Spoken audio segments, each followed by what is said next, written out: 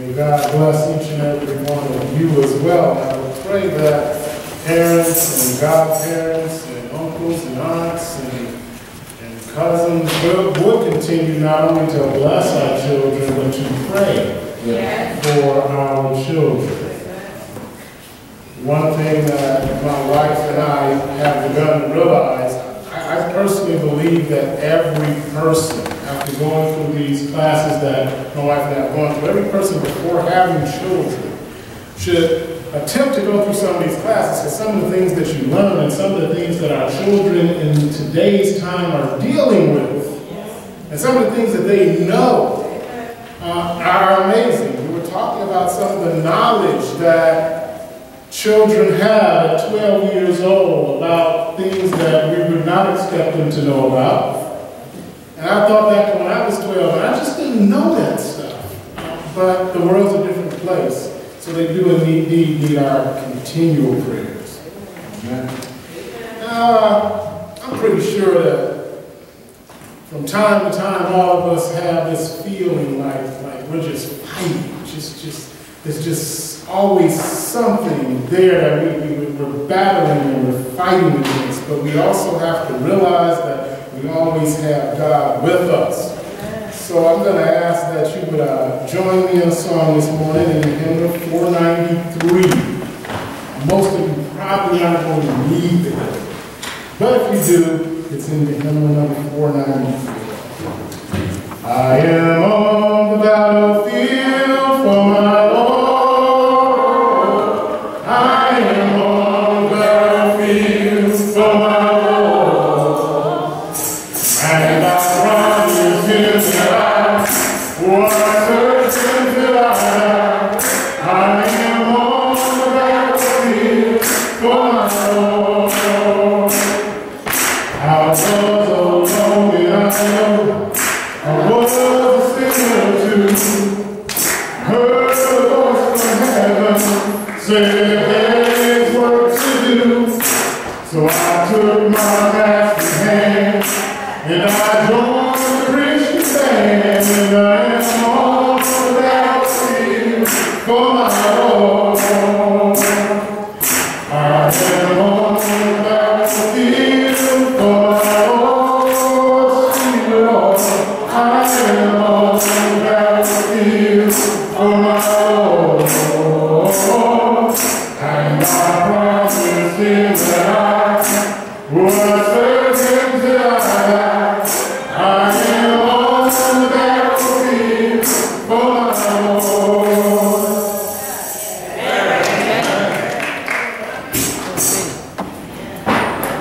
It is a constant battle, each and every day, but I think sometimes what we have to remember is that even though we're fighting a battle, the victory is already ours. Yes. The victory is ours in the blood of our Lord and Savior Jesus Christ, who hung on the cross, who suffered and died, but who rose again with all power in his hand. So, yeah, we fight the battle, but you know it's a lot easier to fight a battle when you know you won. Yes, yes. So we are victorious in Christ. There is a word from the Lord today. And that word is going to come to you from the book of Galatians. Right before the book of Ephesians, Paul's letter to the Galatians, 5th chapter. And we will read the 16th through the 26th verse. Galatians, 5th chapter, 6th through the 26th verse, if all who could. And please stand in reverence to God's most holy word. I will be reading to you from the NIV, the New International Version.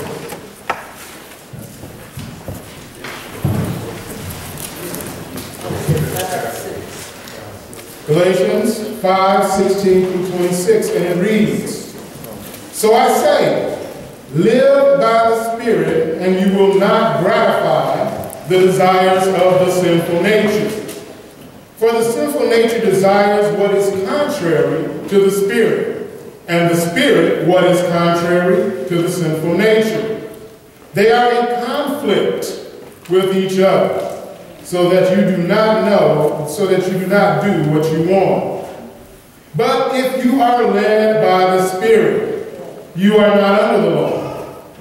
The acts of the sinful nature are obvious: sexual immorality, impurity and debauchery, idolatry and witchcraft, hatred, discord, jealousy, fits of rage, selfish ambition, dissension, factions, and envy, darkness, orgies, and the like.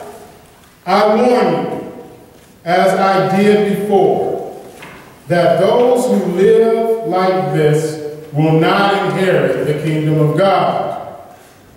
But the fruit of the Spirit is love, joy, peace, patience, kindness, goodness, faithfulness, gentleness, and self-control. Against such things there is no law. Those who belong to Christ Jesus have crucified the sinful nature which with its passions and desires. Since we live by the Spirit, let us keep in step with the Spirit. Let us not become conceited, provoking, and envying each other. May the Lord add a blessing to the reading and hearing of his most holy word.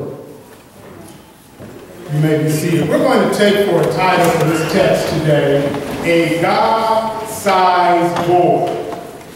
A God-Sized Board.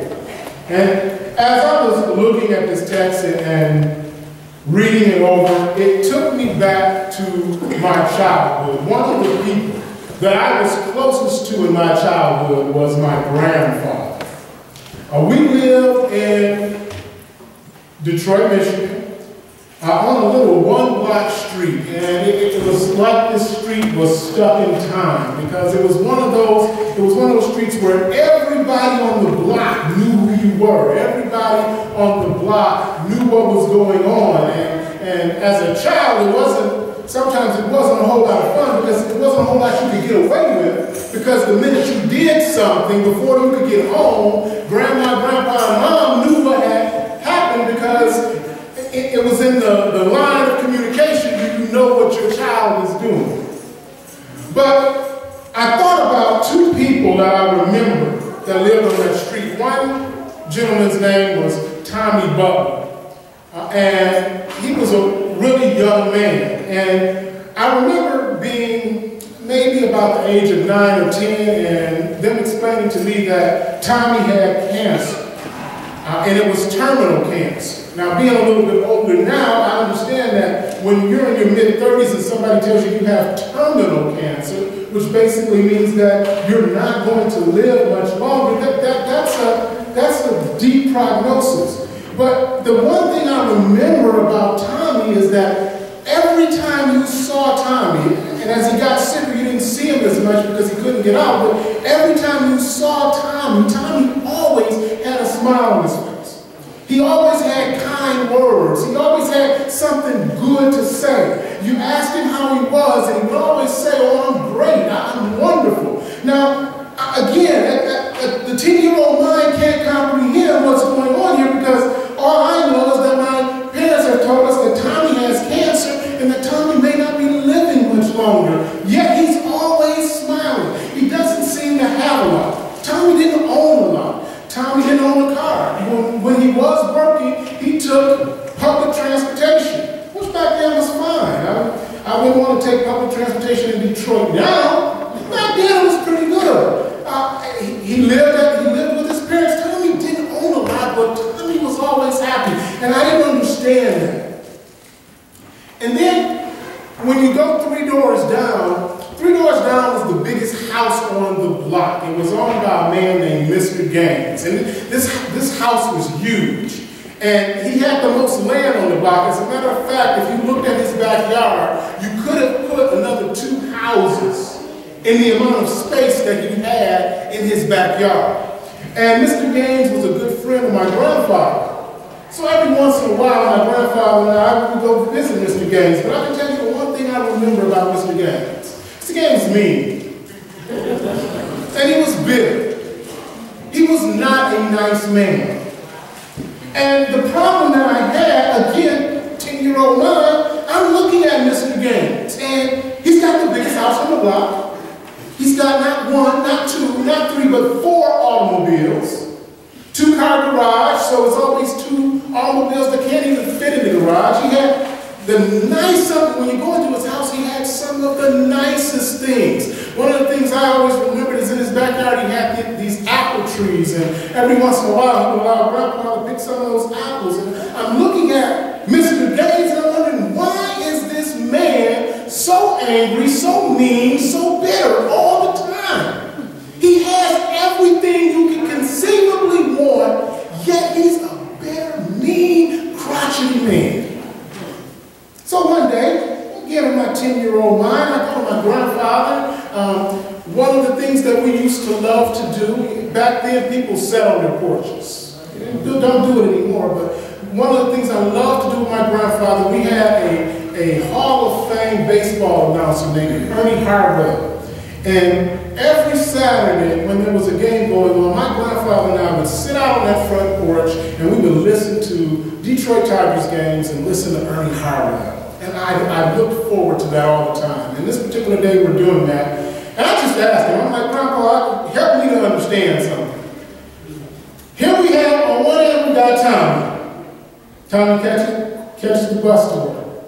Tommy lives with his parents. Tommy has cancer. Tommy's dying. But Tommy's always happy. Tommy's always in a good mood. Now, on the other hand, we got Mr. Gaines. And I didn't hide anything. I just let him know. I only go to visit Mr. Gaines because I go with you. I don't particularly enjoy the time we spend with him because he's mean and he's crotchety and he's just always upset. And I don't understand, Grandpa, why is that the case when he has everything that Tommy doesn't have? He has all of these wonderful things. He has all of the things that people desire. Why is he the way he is? And I remember my grandfather looked at me and he said, well, you see, what Mr. Tommy has something a lot more important than Mr. Gaines has. You see, everybody on earth is born with a God-sized void in their heart. And the problem that Mr. Gaines has is that he's filled that void with all the wrong things. It's a God-sized void, which means only one thing will truly fit, and that's the Holy Spirit. And Tommy's got that. Only problem with this conversation is you all have to remember I was 10. I heard what he was saying, but I didn't totally get it. But the thing that we have to remember about children is when we have these type of conversations with them, that stuff sticks with them. You can see, I still remember this story many years later, but now I get it. I get what my grandfather was saying. We all, each of us, every human being is born with a void in their heart. It's a God-sized void. And the only thing that will ever fit totally in that void is the Holy Spirit. But the thing is that sometimes we take other things and we put it in that void. And that is what Paul was talking about today. That's what Paul was talking about when he wrote to the Galatian church. He says, look, every day you're going to be engaged in a battle. In order to be able to stand up, in order to be able to fight that battle, you're going to have to feel this void. But then he says you're feeling this void with all sorts of other things. There are people outside of the church. There are people that do not know Christ, that don't know what they can fill this void with. So what do? They fill it with things like sexual immorality. They fill it with things like drugs. They fill it with things like trying the job or doing things that they consider to be fun. They take that void and they try and fill that void with stuff. And that's what Mr. Gaines was doing. He filled that void with a home, with cars, with land. He filled that void with all of these things, yet he was never happy because none of that stuff fit. It didn't fit properly. Something's going to fill that void. A good example would be in physics that they have this thing that they talk about called displacement. Now, I've got a glass right right here, and just by a show of hands, how many of you would say, you look at this glass and you'd say it's empty? Just show of hands, how many of you would say it's empty? Okay, by what we've been taught, you're absolutely right. However, this glass is not empty. There is something in this glass.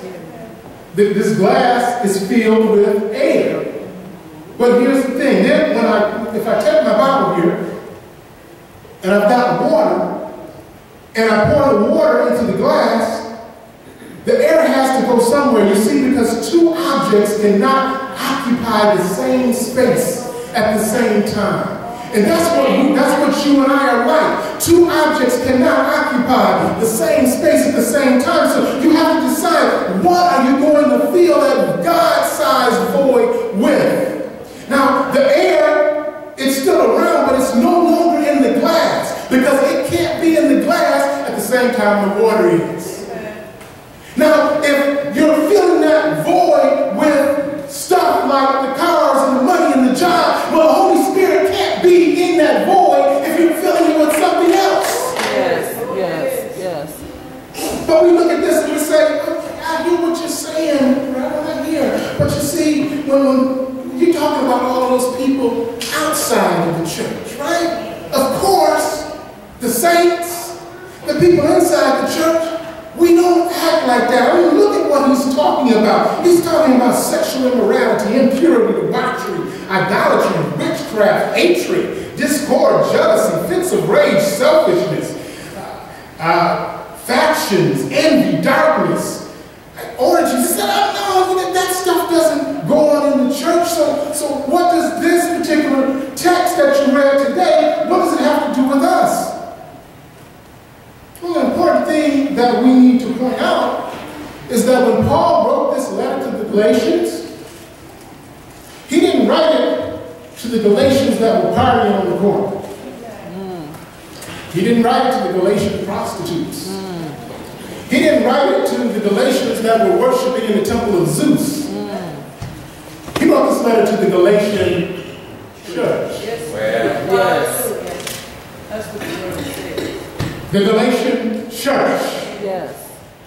So what that tells me is that the church was dealing with some issues 2,000 years ago when Paul wrote this letter. And I stand before you today to tell you that 2,000 years later, the church is dealing with some issues. Yes. You say, wait a minute, but we feel that we've got the Holy Spirit. We feel that void with the Holy Spirit. And I hope that that's the case for most of you. You say, hold on, now I'm not dealing with sexual immorality, but are you dealing with fits of rage?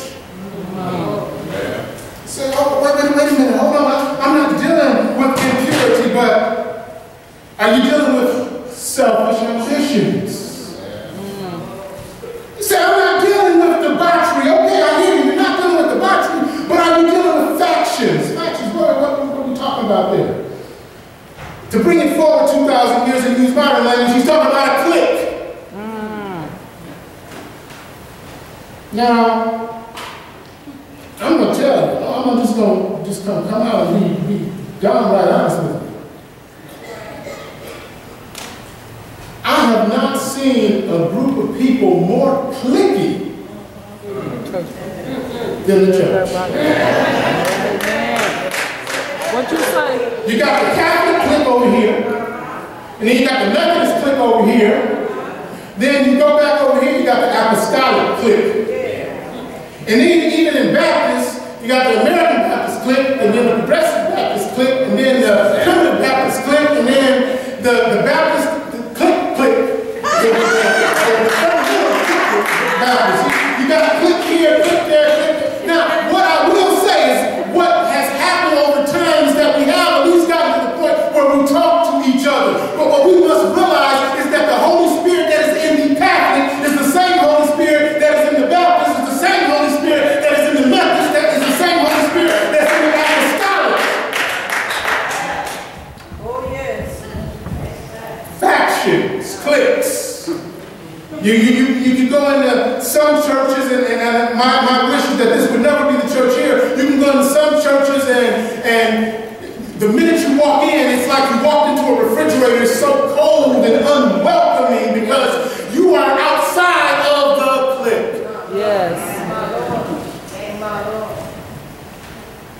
And what happens when we do these things is that God-sized void, the Holy Spirit isn't in there. The Holy Spirit is over here somewhere, because inside that void we put those ambitions. Inside that void we put that anger. Inside that void we put the love for the clique, which, by the way, touches on another one, because he says, he talks about idolatry. When you put anything ahead of God, that is idolatry.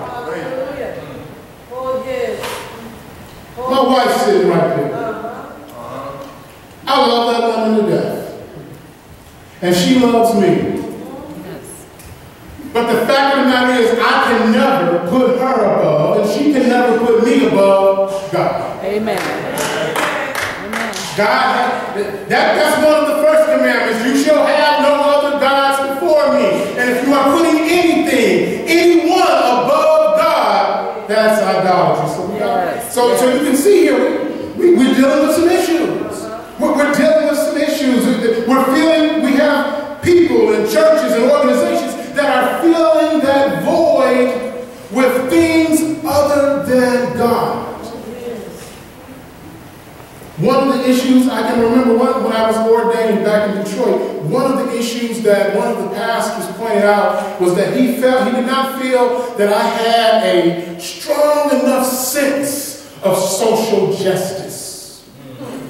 And he's lecturing me on the importance of social justice and how you have to have the courage to step out and to be able to stand for what is right. And I can remember, now I didn't say this is my ordination council, and one of the things you don't want to do is offend one of the people that's going to decide whether you get ordained or not. But I can remember sitting there thinking, but I hear all that you're saying, Pastor, but where is God? Yeah. Where is the Holy Spirit? Yes, we want to step out. When it's wrong, we want to be able to say it's wrong. We want to be able to help the homeless and the hungry and the needy. But why are we doing it? Are we doing it because it just makes us feel better? Are we doing it because we look at the situation and say, I'm so glad that that's not me? Or are we doing it because the Spirit in us compels us to do it? And there's the difference. We must and should stand for social justice, but social justice cannot come before the Spirit. Now, again, I didn't say all that. I can say it now because he said yes. But I didn't say it already. So what are we feeling that God-sized void with? We must make sure that we are not filling that void with things that are not of God. We have to make sure that we are not filling that void with things from the outside. Even our church, 120 years, Fidelity is a wonderful place. Fidelity is a loving place. Fidelity, it's great that it's here, but we can never take the place, Fidelity, the building, Fidelity, the community of worshipers known as Fidelity, and put them ahead of God. Yes, yes. The whole reason that Fidelity came into existence 120 years ago was to serve God. Yes. We must always remember that. So when we're looking at the situation, we're saying, okay, so maybe you have a situation where you're dealing with some things in your life, especially if you're dealing with someone that's outside the church, that they're searching. They want to get away from the drugs. They want to get out of the prostitution. They want to get out of the bad situations that they're in, but they say it just keeps pulling me back in. How is it that I can take that God-sized void and put something in it that truly fits? And that's where we come in, brothers and sisters. As servants of a living and risen Christ, it is up to us to make sure that our void is filled with the Holy Spirit so that we can be among those that do not know Christ and can show them the Holy Spirit. Yes, yes. We had the dedication today. That lovely little one does not know Christ yet. But like all of us, he's got that God-sized void. The thing is that whatever goes into that void of that child is going be what we put into it. Yes. In foster care classes, they talk about this foster child named Buddy Love. Buddy Love's 10 years old, chronologically. Mentally, he's 6 years old. Developmentally, which physically, his physical body, he's 8 years old. Buddy Love was abused as a child. Buddy Love was neglected as a child. Buddy Love, his mother, when she got tired of him, would just leave him at home and she would go off and do whatever she wanted to do. This little boy did not have a curfew. There would be times at 1, 2, 3 o'clock in the morning, Buddy Love was out on the streets. And statistics say that by the time Buddy Love emancipates, when he's 18 years old, that statistics say that there is an 80% chance that Buddy Love will be incarcerated. There is an additional 10% chance that Buddy Love will not live to see 30 years old. So there's only a 10% chance of him making it. And that is because that God-sized void was filled with neglect. That God-sized void was filled with abuse. That God-sized void was filled with drugs. That God-sized void was filled with all sorts of things that it shouldn't have been filled with. But I'm here to tell you that in a community of faith, it doesn't matter what the statistics say. Buddy Love has a chance, because if you surround Buddy Love by people who have filled that God-sized void with the Holy Spirit, it can't help but over time, the Holy Spirit starts to work its way into that void. It starts pushing all of that other stuff out. It starts pushing out that drug use. It starts pushing out that neglect. It starts pushing it all out until that God-sized void is filled with what it should be filled with, and that's the Holy Spirit. But the thing is, there is no help for Buddy Love without people that are willing to wrap their arms around him and say, I love you as Christ loved me. And that's what he's saying here. Yes. He talks about the fruits of the Spirit. He says the fruits of the Spirit are love, joy, patience. Yes. Peace. Kindness, peace, goodness, faithfulness, gentleness, and then this last one. Sometimes I think this needs to be in bold print. Self-control. Self-control. So if we're going to be filling ourselves with that God-sized void with the Holy Spirit, this is what we're filling it with. We're filling it with love. Well, where do I get that love from? The love of Christ, joy. But you don't know the situation I'm living in. I mean, I just got a pay cut on the job, and they're giving me more work for less pay, and they're moving the job so I'm going to have to travel 10 more miles, and the spouse not acting right, and the kids are getting on my nerves. Where am I supposed to get this joy from? There's a joy that passes all understanding, and that joy is the joy of Jesus Christ. Peace. That peace is the peace of Jesus Christ. That patience is the patience given by Jesus Christ. That kindness is the kindness that Jesus showed us when he gave us the mercy by saying, I'll go to the cross and sacrifice myself so that you don't have to be sacrificed.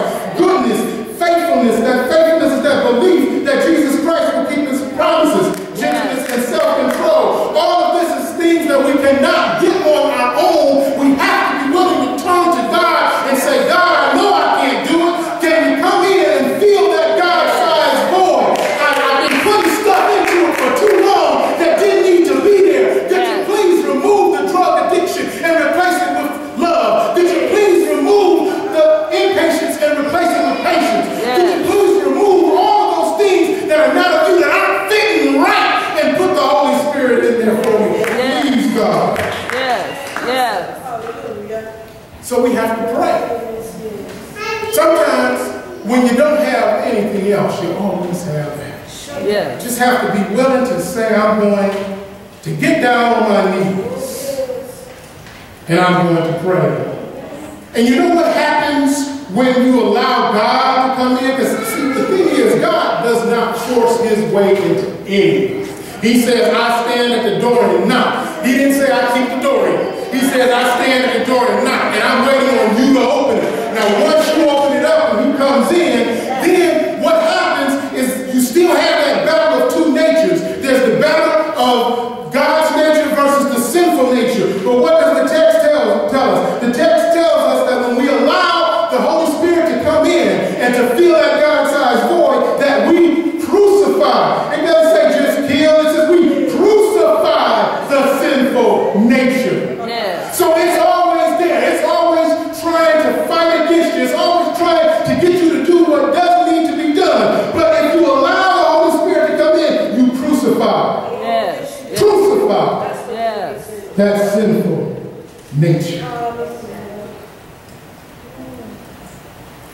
If you were to imagine this were you, only a few things are going to fit in here. Now you can put a lot of stuff in here, but it's not going to fit. You're going to be like Mr. Gaines. Got all the stuff, but wondering why it's just not fitting just right. But what I'm going to ask you to do, I'm going to say, choose God. And then it might feel empty at first.